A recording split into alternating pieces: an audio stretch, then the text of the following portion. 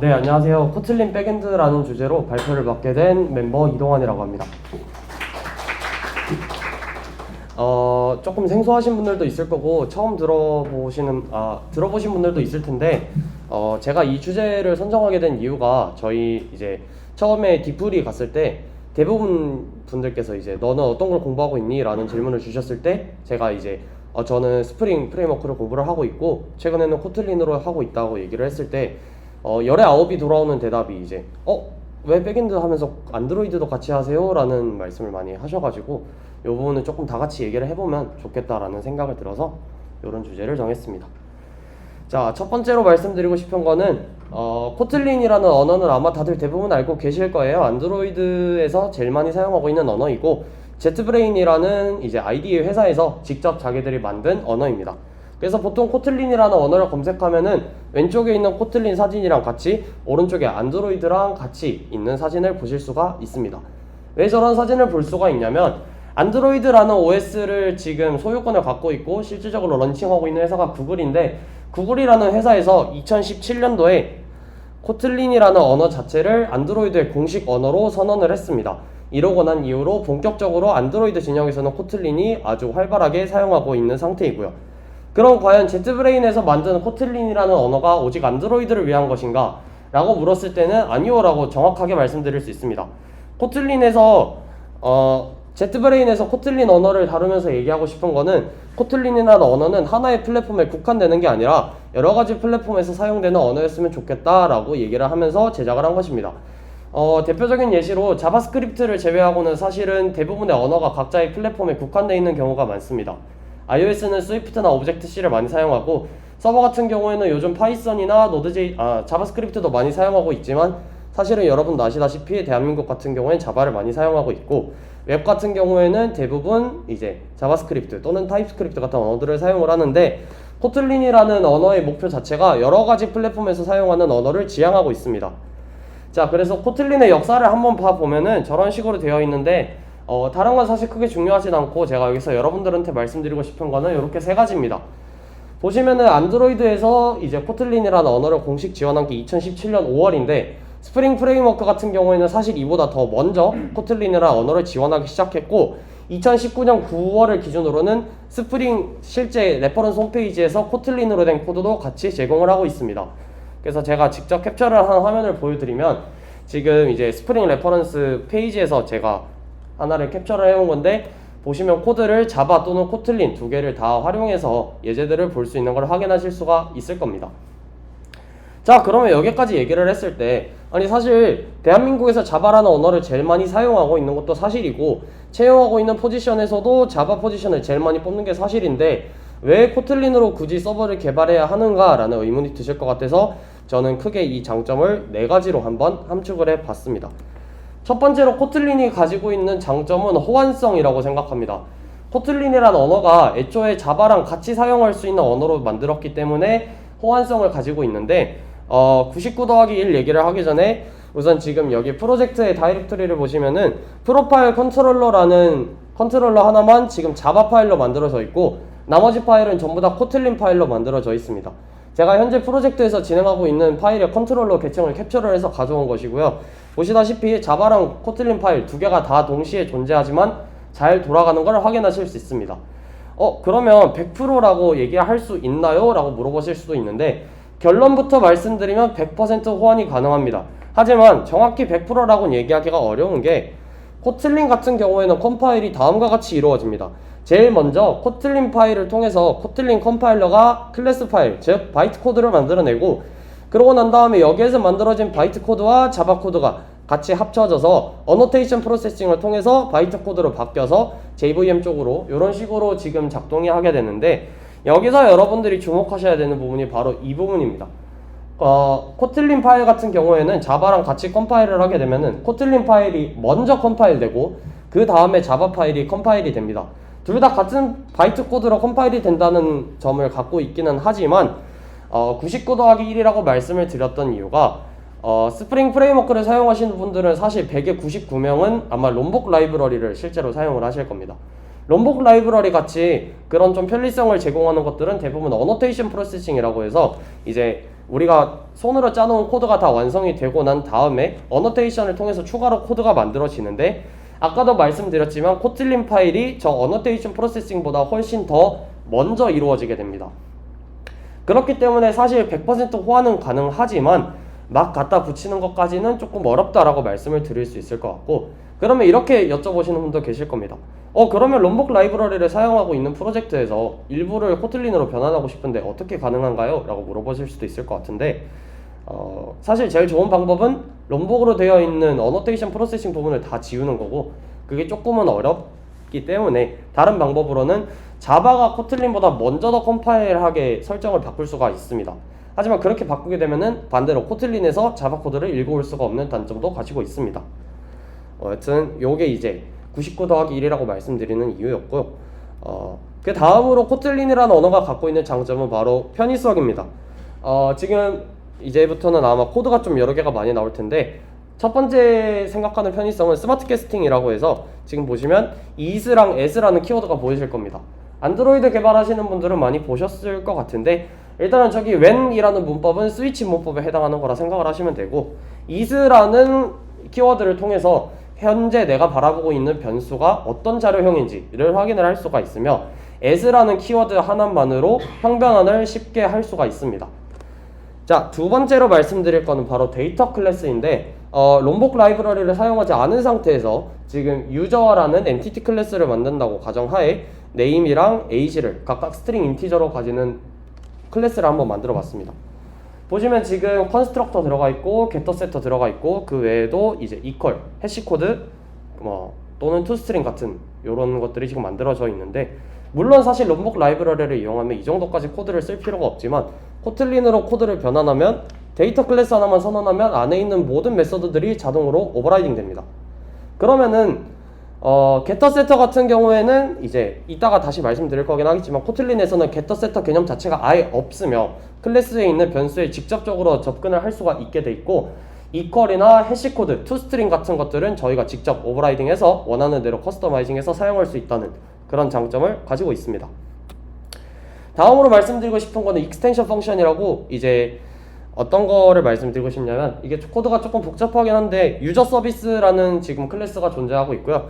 유저 서비스에 보시면은 유저 서비스의 save라는 함수가 이제 save request DTO를 받아서 받은 리퀘스트 DTO를 엔티티로 바꾸고 난 다음에 그 엔티티를 레포지토리에 저장하는 요런 이제 크레이트 로직을 가지고 온 건데, 밑에 보시면 조금 생소한 게 있으실 겁니다. 지금 저희가 바라보고 있는 클래스는 분명히 유저 서비스 클래스입니다.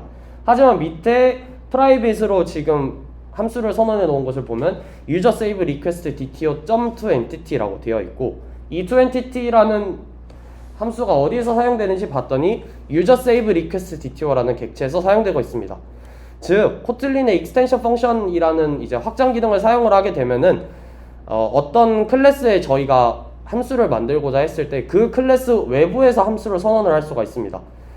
저는 사실은 처음에 스프링을 접했을 때 제일 많이 불편했던 것 중에 하나가 DTO마다 엔티티로 변환하거나 아니면 엔티티를 DTO로 변환을 할 때 사실 그 각자 객체 내부에다가 클래스를 함수를 적으니까 되게 불편했던 점들이 많았는데, 이렇게 확장 기능을 사용하게 되면은 지금 현재 create라는 거를 사용하기 위해서 save request DTO에 있는 함수는 오직 여기서만 사용이 될 텐데, 그러면 차라리 save라는 함수 밑에다가 달아놓으면은 가독성은 조금 떨어질 수도 있지만 코드를 이해하는 데 있어서는 훨씬 더 이득이 되지 않을까라고 생각을 합니다. 네, 다음으로 말씀을 드릴 거는 그 전에 하나의 예시를 또 가져왔는데, 아까 보여드렸던 거는 제가 만들었던 클래스였고, 이번에는 리스트라는 클래스에 유저라는 객체를 담는 리스트의 컬렉션도 마찬가지로 지금 보시다시피 저희가 기존에 만들어져 있던 컬렉션 같은 것들도 이제 원하는 대로 함수를 확장해서 사용할 수 있다는 예시를 한번 보여드리고자 해서 이 코드도 가져왔습니다. 다음으로 코틀린의 장점은 to do implementation이라는 게 있는데, 무슨 말이냐면 이거는 되게 많은 분들이 공감하실 거라고 생각을 합니다. 보통 이제 스프링으로 개발을 할 때 MVC 패턴을 많이 사용을 하게 되는데, MVC 중에 어느 하나라도 제대로 만들어지지 않은 상태에서는 사실은 코드에 되게 빨간 줄이 많이 나오게 됩니다. 그래서 어떻게 보면 아직 내가 이 부분을 만들지 않았다라는 장점이 될 수도 있겠지만, 반대로 얘기를 하면은 사실은 뭐 MVC 중에 어느 하나를 먼저 만들고 그 다음 만들고 이런 순서가 정해져 있는 게 아니다 보니까 그런 부분에 있어서 조금 불편한 게 있는데, 코틀린의 to도라는 기능을 활용을 하게 되면은 함수의 이름만 써놓고 안에 내부를 구현하지 않아도 에러가 안 뜨게 됩니다. 이런 식으로 내가 해야 될 일들을 to도로 적어 놓을 수 있고, 만약에 저 상태에서 이제 빌드를 했을 때 to-do 임플리멘테이션이 돼 있는 부분이 걸린다면은 컴파일이 멈추면서 이 부분이 아직 완성되지 않았다라는 걸 보여줄 수가 있습니다. 다음으로는 디폴트 아규먼트, 즉 이제 맥의 변수로 저희가 보통 맥의 변수로 보통 이제 어떤 객체를 많이 만들곤 하는데, 여기에서 자바를 사용했을 때 예를 들어서 지금 스튜던트라는 클래스가 name이랑 attending이라는 두 개의 이제 변수를 가지고 있는데, 여기서 name이라는 변수 하나만 받았을 때, name이랑 attending 둘 다 받았을 때, attending 하나만 받았을 때 각각에 맞춰서 만약에 뭔가 좀 다르게 유의미하게 객체를 만들고 싶다고 했을 때는 그거에 맞는 세터를 직접 다 만들어주거나 또는 컨스트럭터를 다 만들어줘야 되는데, 코틀린의 디폴트 아규먼트를 사용하게 되면은 지금 여기 보시면은 attending이라는 변수 같은 경우에는 불린 형태로 디폴트 값으로 true가 들어가 있는데, 이러면 컨스트럭터로 전달을 했을 때 만약에 attending 값을 특정하게 주지 않으면 알아서 true 값이 들어가게 됩니다. 이런 것들도 조금 유의미하게 활용할 수 있고, 아까 말씀드렸던 것처럼 코틀린이라는 언어에는 getter, setter의 개념 자체가 존재하지가 않습니다. 그래서 저는 이 부분도 되게 마음에 들었던 것 같고, 그 다음으로 제가 가장 코틀린을 사용하면서 마음에 들었던 부분은 바로 안정성 부분인데, 지금 이런 코드가 하나 있습니다. 유저 레포지토리라는 이제 레포지토리를 인터페이스로 하나 만들어 놨고, 그리고 지금 저 레포지토리에 find by username이라는 함수를 하나 만들었습니다. 그러고 난 다음에 다른 클래스 또는 외부에서 person repository.find by username 해서 nobody라고 했을 때, 만약에 nobody라는 사람이 데이터베이스 안에 존재하지 않는다면 어떤 일이 일어날까요? 코틀린 같은 경우에는 이렇게 컴파일하게 되면 바로 여기서 에러가 나타나게 됩니다. 지금 이렇게 돼 있습니다. result must not be null 이라고 돼 있는데, 조금 해석을 해드리면 find by username 뒤에 땡땡이라고 해서 user라고 돼 있는 부분이 보이실 겁니다. 그러면 지금 저 find by username 이라는 함수는 user를 리턴하는 함수다라는 걸 얘기를 하고 있는데, 코틀린에서는 자료형이 크게 두 가지로 나뉩니다. 널러브란 값이 있고 non-널러브란 값이 있습니다. 지금 user라는 이제 find by username이라는 함수는 유저를 리턴하도록 돼 있지 유저가 널이 될 수 있는 것을 리턴한다고 얘기를 안 했기 때문에 저기에 널이 들어가게 되면은 바로 이제 코틀린 딴에서 바로 에러를 띄워버리는데, 뒤쪽에 한번 조금 더 자세히 보시면은 유저라는 클래스를 제가 만들어 놨고 name, age, photo URL 이렇게 세 개를 넣어 놨습니다. name이랑 photo URL의 차이를 보시면 name 같은 경우에는 그냥 스트링으로 선언이 되어 있고, photo URL 같은 경우에는 스트링 물음표 널러브란 값으로 설정이 되어 있습니다. 이렇게 됐을 때 name이라는 값은 반드시 널이 될 수 없고 photo URL이라는 값은 반드시 널이 될 수도 있고 안 될 수도 있음을 의미를 합니다. 그 상태에서 밑에 보시는 것처럼 유저 1, 유저 2, 유저 3 이렇게 세 개를 각각 전달인자에 맞춰서 지금 던져주게 되면은 바로 유저 3번에서 에러가 나타나게 됩니다. 아까 말씀드렸다시피 name이라는 값은 현재 스트링이고 non-nullable이기 때문에 널이 될 수가 없고, 하지만 저희는 name이라는 값을 특정 지었지 않았기 때문에 얘는 컴파일 하기 전에 터져버립니다. 그래서 이런 것들을 미추어 봤을 때 널이 되면 안 되는 값들이라든지 이런 것들을 저희가 사전에 예방할 수 있는 게 코틀린의 가장 강력한 장점이고, 이런 것들을 사용을 하게 됐을 때 제일 많이 편했던 점 중에 하나가 아마 스프링 하시는 분들 많이 느끼시겠지만 널 포인트 익셉션이 되게 많이 뜹니다. 근데 로그를 찍어보면 널 하나만 뜨고 어디서 터졌는지도 가르쳐주지 않습니다. 그런 것들을 조금 예방할 수 있다는 점에서 코틀린이 또 되게 매력적이지 않나 이렇게 생각을 합니다. 그 다음에 엘비스 오퍼레이터라고 해서 보시면은 지금 왼쪽에 있는 코드는 자바 코드고 오른쪽에 있는 코드는 코틀린 코드인데, 마찬가지 자바에서 이 값이 널인지 아닌지 판단하기 위해선 이 부분으로 저런 식으로 써야 됐는데, 엘비스 오퍼레이터라는 식을 사용하게 되면은 널인지 아닌지에 대해서도 널일 땐 이렇게 아닐 땐 이렇게 이런 것들을 조금 더 쉽게 얘기를 할 수가 있을 겁니다. 그 다음으로 네 번째로 마지막으로 말씀드릴 게 코르틴이라는 건데, 사실 이 부분은 저도 100% 알고 있는 게 아니기 때문에 말씀드리기가 조금 어렵지만, 이제 스프링 웹플럭스라는 라이브러리를 들어보신 분도 있고 안 들어보신 분도 있을 텐데, 비동기식으로 서버를 처리를 하는 걸 보고 이제 스프링 웹플럭스라는 라이브러리가 해주고 있는데, 그런 비동기 코드를 짜기 위해서 코르틴이라는 함수가 되게 유용하게 쓰입니다. 지금 보시는 여기 있는 코드 실제로 실행을 하게 되면은 얼마나 걸릴지 혹시 아시는 분이 계실지 모르겠다만, 대략 1초에서 3초 사이로 걸리게 됩니다. 보시면 지금 1초를 기다리는 함수를 10만 번이나 호출을 했지만 저 비동기식으로 서스펜더블한 함수이기 때문에 이제 쉬는 시간에 차라리 다른 스레드한테 할 일을 다시 넘겨주는 식으로 진행이 돼서 아마 1초에서 3초 내외 정도로 걸릴 겁니다. 이런 것들을 비동기 코드라고 하는데 기존의 자바에서 비동기 코드를 사용할 때 콜백 형식을 사용하게 되면 저런 식으로 사용을 했습니다. 지금 보시면 함수가 딱 봐도 읽기가 되게 불편합니다.